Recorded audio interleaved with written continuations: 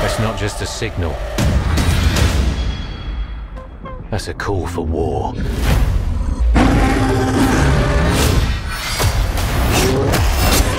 What is that?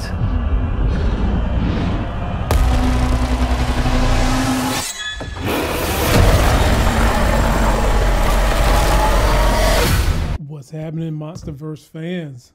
Your boy Lamont Tyson. I just got back from watching Godzilla x Kong, New Empire, and whoa. You always got to take what critics say with a grain of salt. I think the best quote I can give you guys is what my guy E-Mans at E-Man Reviews said. It is as if Christopher Nolan went and had a meeting with WWE, and we got the mega powers, these two monsters, tagging in with each other, going against an orangutan that thinks he's the $1 million man, and another version of Godzilla that is Andre the Giant. The measuring stick for me and movies, some of you guys already know. As a man who's 40 with 2 kids that are 3 and under, can I stay awake for the movie no matter what time I go? Well, guess what? I did, which means this movie on my scale is already from 0 to 10 is at a 5. We'll break it down in this video. I'm up early for the dealers come out. Everybody is outside till the killers come out. You ain't eating, you just act full. I'm impactful. Dozen funerals in a month. I got that pull. I will give it to niggas in all rap forms. Ignatius out right now on all platforms. What's going on, y'all? You're in the building with y'all knowing, all loving, all feeling, all seeing, all powerful. It's damn all everything. Sexy as hell host. Here to break down this movie for you. And it was decent. I always like to read what the critics say before I go, just to have a sense of what it is they see that's bad so I can focus in on it. And this was exactly what you want from a monster movie. Please subscribe to the channel, download the podcast. Let's jump into it. First and foremost, this movie is directed by Adam Wingard. You guys know him famously for things like Homesick, The Guest, Blair Witch, 2016, Death Note, Godzilla vs. Kong, 2021, which I really liked, and now this film. And the screenplay is done by Terry Rossio, Simon Barrett, and Jeremy Slater. Story by Terry Rossio, Adam Wingard, Simon Barrett, based on Godzilla and Mothra by Toho Company LTE. Who's starring in this thing? Same lady from the last film, Rebecca Hall, as Dr. Aileen. The only difference is she done went and got a haircut on us. Brian Tyree Henry as Bernie Hayes. He was supposed to be the comic relief, and all his jokes didn't hit on me, but I liked him. Dan Stevens as Trapper, and Kaylee Hodel as Gia. That is your audience, and here's what the synopsis of the film was. A few years after defeating Mega Godzilla, Kong establishes his territory in the recently discovered Hollow Earth. While on Earth's surface, Godzilla continues to maintain order between humanity and giant monsters known as Titans. Defeating Scylla in Rome, Italy, and resting in the Colosseum afterwards. We're going to talk about that Colosseum because Godzilla stayed up in that Colosseum.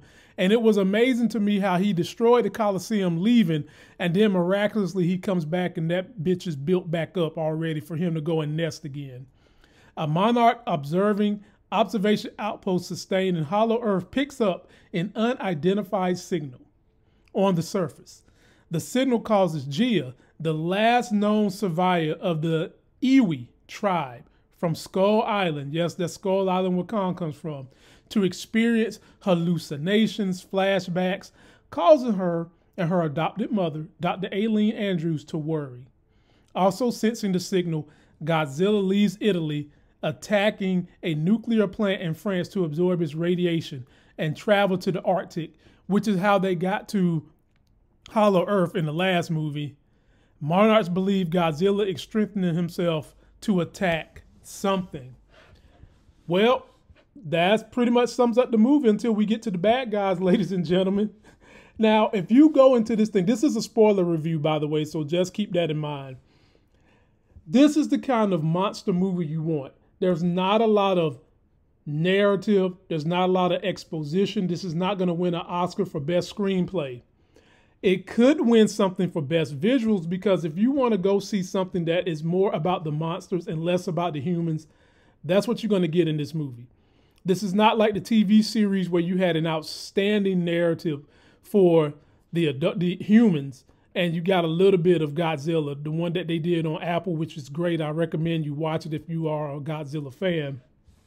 This movie's not like that. But even with that regard, it was still good.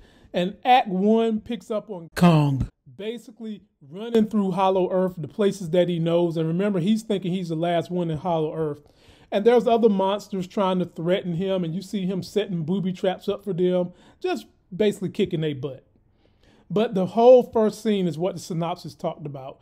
There's some kind of mystic signal that Gia, who's the last of the Iwi that we know of, she can psychically pick up on the signal.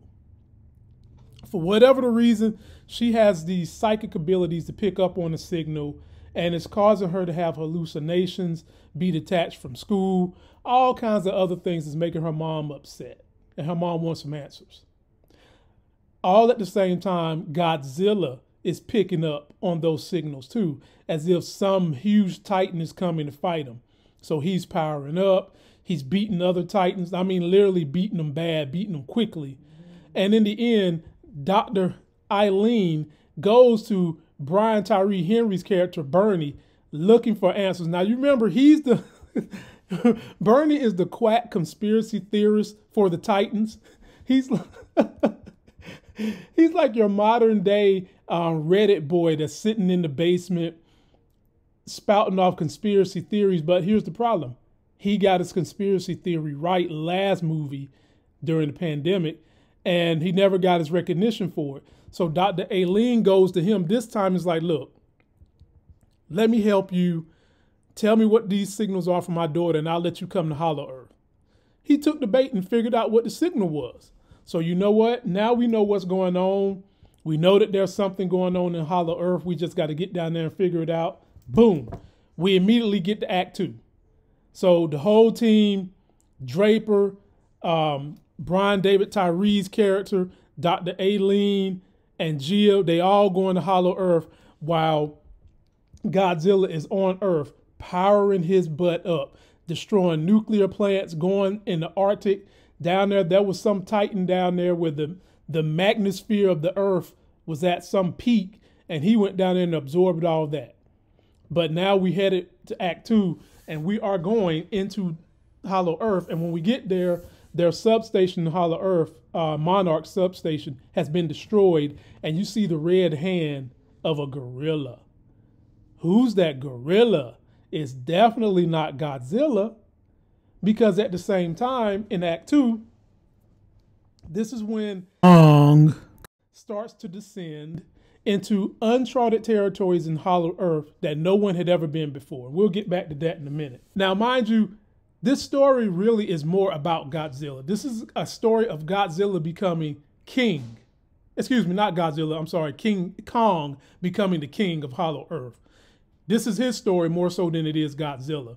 And they sent this boy through trials and tribulations. I mean, my man had to get his tooth pulled out earlier, and they replaced it with some kind of Steve Harvey tooth. Y'all know them teeth Steve Harvey got. They gave Godzilla one of them damn teeth so that he could continue to eat his prey.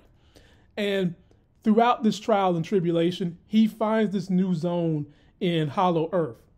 And in there, he finds other apes and monkeys. Yes, other apes and monkeys. And they try to jump him. But if you didn't notice when you go watch this, he's way stronger than everybody that's down there in this new place. All the monkeys and apes down there, it was like 6 of them jumped on him. He just beat them all up, just threw them off like it was a WWE one-on-one. He beat them all up, got them up off of them. And then there was this little orangutan that was like a kid. I'll say that. He was basically a little kid. And Kong took him under his wing. It's like, look, dude, you're a kid. I don't know what's going on with you. Why you up here tripping, trying to fight me? Why these other apes is tripping? But we're going to get to the bottom of this, me and my Warhammer axe, and we're going to figure out where your family's at. Okay, so while that's going on, Dr. Aileen, Gia, Trapper, and Bernie have all figured out that something bad has happened at this hollow station. And they went down there with their mercenary dude. And why is it that there's always got to be some military cat on your team that just wants to be the damn leader? He got his butt eaten by a Venus flytrap down there. And then it is revealed to everybody that the Iwi people, they ain't died. They left Kong Island and somehow or another wind up in Hollow Earth. And that's when we start getting the reveals about what's going on down here. There is a bad guy that we see finally in the third act. You don't see the bad guys to the third act. The bad guy is Skar King. He's the one running all these other apes down here in Hollow Earth where King Kong is at. And King Kong finally runs into Skar King. And the story on Skar King is that he has possession of Shimu, the oldest kind of Godzilla-like titan that spews ice. And he's controlling her because he stole one of the spikes from her back and is able to torment her into doing his bidding. They literally said he caused the first ice age to humans. Skar King and Shimu, and she is a she. And so Skar King has a confrontation with King Kong. King Kong is trying to protect his new orangutan stepchild, and Skar King kills the orangutan's real parent. That sends King Kong mad. Do you hear me? He is mad. And Skar King, King Kong going back and forth. And Skar King can actually hold his own a little bit. But eventually, Kong got the best of him. And when Kong got the best of him, what do you think he did? They released Shimu from a volcanic trap because, mind you, she's breathing frost. So they've got her in a trap of lava so that she can't never do nothing to hurt them. He pulls up his little spinal thing he done stole from her back and forces her to shoot it on Kong. And man, did she ever. She shot it on Kong. That boy got frostbite. Do you hear me? His whole right arm got frostbite. He had to escape up out of there with his new stepson, the orangutan. And they get topside, and then they find Dr. Aileen and her team with the Iwi people. And Dr. Draper, who's in this team, they've been working on some tech that they kind of stole from the last film to enhance the Titans because they know that the Titans are going to be having wars with other Titans that they might not be able to match up with. So they done went and built, I can't make this stuff up, y'all.